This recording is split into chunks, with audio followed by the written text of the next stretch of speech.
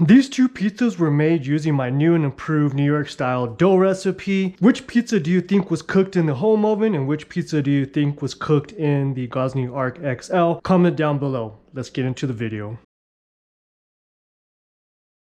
What's going on YouTube? Welcome back to my channel, or welcome to my channel. And if you saw my previous video, which I'll link right above or show you here, I made a New York style pizza in my outdoor oven. I asked everyone if they wanted the recipe to comment down below on my video, and well, you guys did that. So in today's video, I'm going to be showing you guys my new and improved New York dough recipe. So let's get into it. This is a 62% hydration dough.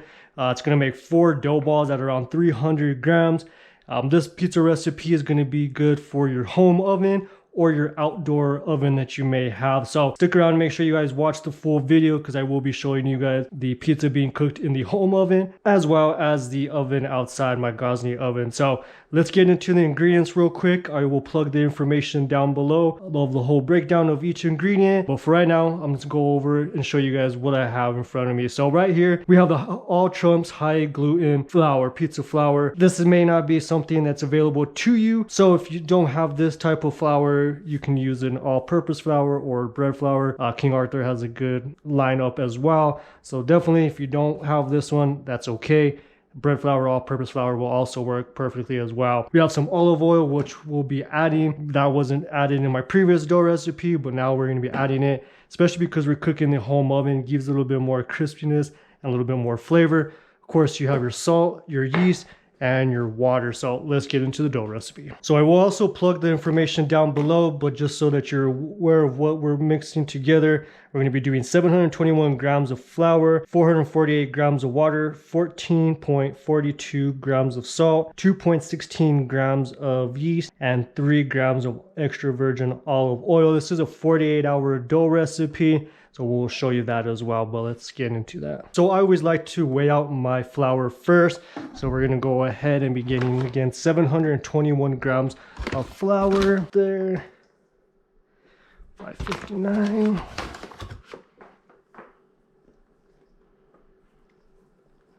And if you're also interested in the types of scales I use, again, those links are down below where you could get these.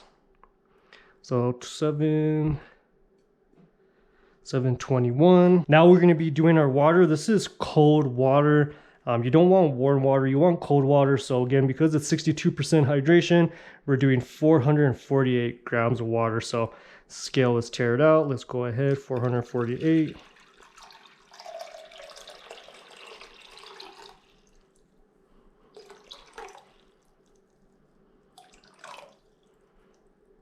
$448. And comment down below if you made it this far, if you're excited for 2026. It's going to be an exciting year, and I can't wait to show you guys all the new and exciting things I've been working on. Okay, so now at this point, we're going to be getting our yeast. This is an instant dry yeast. You can use active, instant, whatever is available to you. Either way will work. I like to use an instant because you don't have to activate it, so that's the best part. We're doing 2.16 grams, so just a small amount. And this is all based off of baker's percentage as well.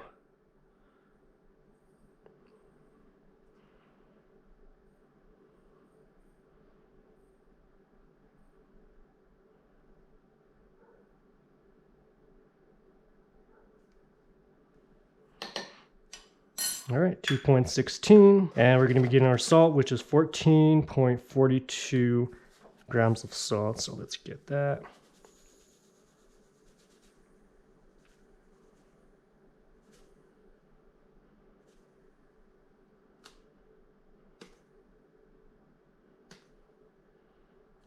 A little too much, so we'll take some out. Okay, 1442. Okay, so we're going to put all of our ingredients to the side. We're going to get our olive oil here later, but for now we're going to be putting our salt into our flour. Make sure we get all of our yeast in there.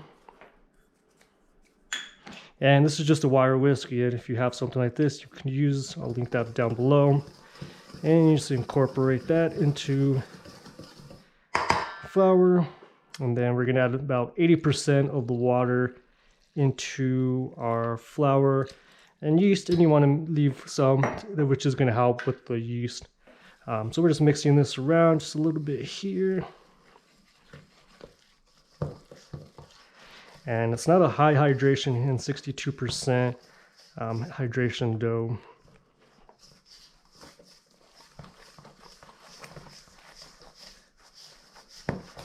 And we're just mixing this just for a brief second here. Okay, now at this point what we're going to do is we're going to be hand kneading this. If you have a mixer, then that's also fine, but we're going to be using our hands to mix this and knead this until it comes fully together. It won't be smooth. Once we get it fully kneaded together, then we'll come back. We'll add the salt and the water. We'll knead it some more, so we'll come back here shortly. All right, so I've been kneading for about a couple minutes now. What I'm gonna do is, because it's still a little shaggy, I'm gonna add just a little bit of the water just to kind of help some of that flour that hasn't been incorporated yet. I'm gonna knead this for a couple more minutes and then we'll be back. All right, so we've been kneading this now for a couple minutes. As you can see, just by adding that little extra water, it helped the dough pick up all the pieces that weren't being incorporated. So the dough is feeling pretty good, but we still need to add the salt as well as the remaining water. Okay. And then at this point, again, you're just dissolving the salt in the water. We're gonna do this for a couple minutes. We're gonna knead it. We'll come back and add 3 grams of olive oil. Okay, so we've been kneading for a couple minutes now at this point. As you can see, the dough is still wet. It's not really coming together fully. Be patient with it. You want to continue doing this. It will eventually get to a point where it's nice and smooth and it's not as sticky. But if you don't want to wait and you want to kind of help it out just a little bit, you can go ahead and cover at this point and let it sit at room temp for 15 minutes. Once you come back, you'll see a difference. So I'm gonna do this for a couple more minutes, and I'm gonna go ahead and cover this for 15 minutes, and then we'll be back. All right, so the timer just went off, and this was the first 15-minute rest period. As you can see, it's still a little sticky, but what's gonna happen now is once I start kneading this,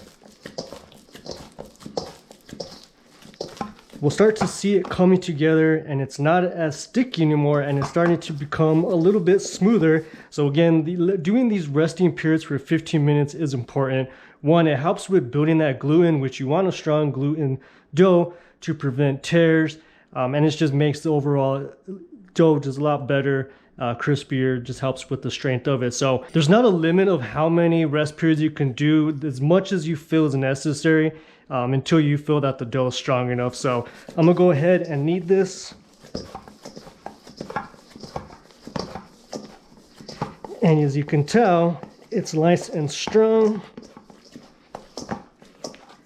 And what I'm gonna do now is I'm gonna let this sit at room temp for another 15 minutes, and then we'll come back and we'll see how much stronger this dough is. All right, so before I let the dough rest for 15 minutes, 3 grams of olive oil. And we're gonna go ahead and just get a couple squirts of that in there. All right, perfect. And again, this is going to help with the dough being crispy, adds a little extra flavor. And because we're cooking in the home oven, this just helps with it. It also is just something good that you can add to your dough at any point. It doesn't mess with the hydration or anything like that. So I'm gonna go ahead and get that incorporated into our dough. Then we're gonna let this sit at room temp for 15 minutes. So we'll be back. Okay, the timer just went off. We're gonna get this now. We're gonna get this now into a container that's been oiled into the fridge for 24 hours. After 24 hours, we'll then come back and then do the balling of the dough. So let's go and get that in there. You can see the air in there. Flop that down in the fridge for 24 hours and we'll be back. It is now 24 hours later. We're gonna get the dough out of the fridge. We're gonna go ahead and ball that up now. Let's do that. 24 hours later, and let's take a look at this dough. It's doubled in size. You can see the bubbles in there. So let's get this out of your container.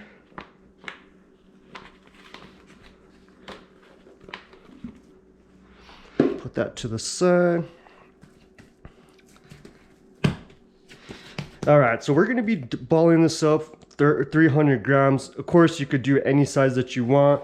I like to do a 300 gram dough ball for a good 14-inch pizza, but of course you can go a little bit smaller. If you do 300 grams, you'll get about 3 dough balls, and then one just around 260 or so, so that's fine.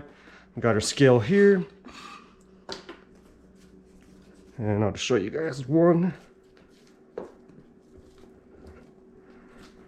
And let's see how accurate I am. 365. 323. 309. One last one. 306. 296.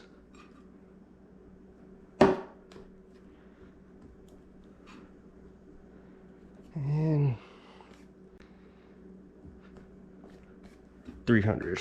Now that you got your 300-gram dough ball, we're going to put that to the side, and I'm going to go ahead and do that now for the rest of the dough balls, and then we'll be back here shortly. Once I'm all done, we'll show you. We have all your dough balls. Now let's go ahead and put this to the side.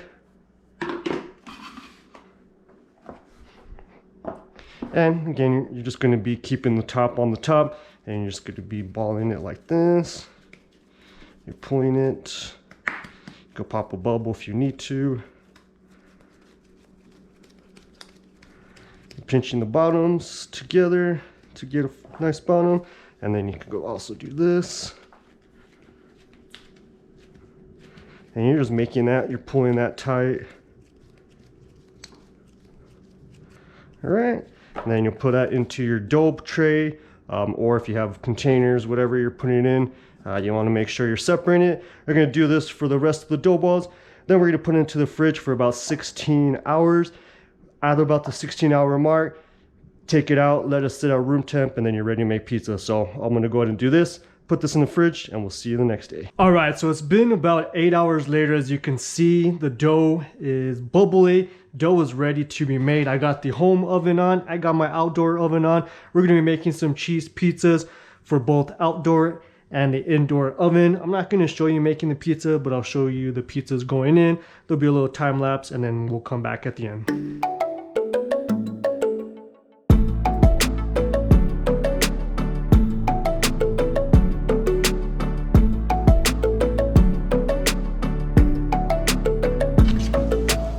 This pizza was cooked in the Gozney Arc. Let's get inside and do the other pizza.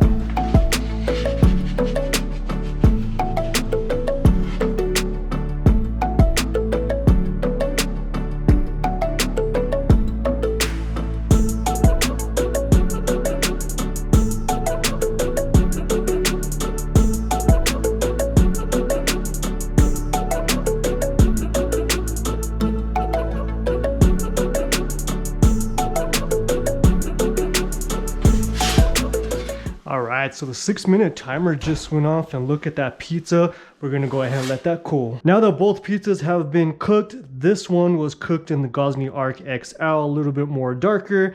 This one was cooked in the home oven for about 6 minutes at the highest temp that the oven can go using a stone. This is my New York style pizza dough recipe, new and approved. So forget if you like it, comment down below. Let me know if it worked out for you. If you have any questions, feel free to reach out. In the meantime, check out my Instagram at The Pizza Guy John, and we'll talk soon.